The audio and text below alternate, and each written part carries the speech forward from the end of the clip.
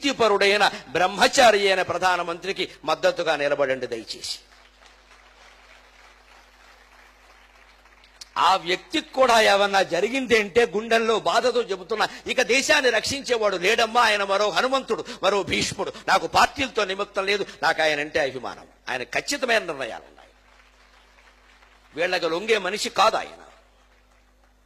ఆయన party Marine నేను ఆయన అభిమానిస్తే, ఎందుకంటే నా వ్యక్తిత్వం ముఖ్యం, మనం అక్కడ పార్టీలు ముఖ్యం కాదు. అటువంటి వాడు కూడా కాపాడలేకపోతే ఇంకేం చేయలేమని మనం వదిలేసినట్టే లెక్క. ఈ విమర్శిస్తున్న పెద్ద మనుషులు 20 ఏళ్లుగా 60 ఏళ్లుగా 70 ఏళ్లుగా ఏం చేశారో మనకు తెలుసు దేశాన్ని. ఆ శక్తి బ్రహ్మచర్యం వల్ల వస్తుంది. నరేంద్ర మోడీకి కూడా ఆ శక్తి ఉంది. హనుమంతుడికి అతను ఆరాధకుడు. అందుకే ఎక్కడికి వెళ్ళి ఏ దేశానికి వెళ్ళినా ఆ దేశం వాళ్ళకి భగవద్గీత బహుమతి ఇస్తున్నాడమ్మా, దేశం పరువు నిలబడే విధంగా. ఎన్ని దేశాలు వెళ్ళినా ఎక్కడికి వెళ్ళినా భగవద్గీత బహుమతి.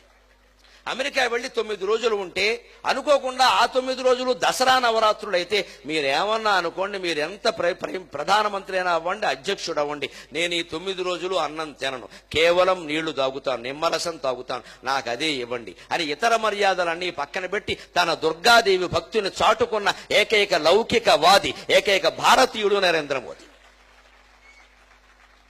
హిందువై పుట్టడం పాపమైపోయిందండి ఈ దేశంలో. మిగిలిన మతాల వాళ్ళందరూ లౌకికవాదులే, హిందువులు ఒక్కళ్లే మతతత్వం మూర్తీభవించిన వాళ్ళు. హిందువులకి ఈ దేశంలో కూడా గౌరవం దక్కకపోతే విదేశాల్లో ఎక్కడి నుంచి దక్కుతుందండి? రామాయణం చదివినవాడు, సుందరకాండ చదివినవాడు, హనుమంతుడిని ప్రేరణగా తీసుకున్నవాడు. కాబట్టే ఉగ్రవాదుల పట్ల ఎలా ఉండాలో అలాగే ఖచ్చితంగా చెబుతున్నాడు. నిన్న కూడా చెప్పాడు, నట్లు బోల్ట్లు బిగుస్తున్నాయి, అందుకే జరుగుతోంది, కంగారు పడకండి అన్నాడు.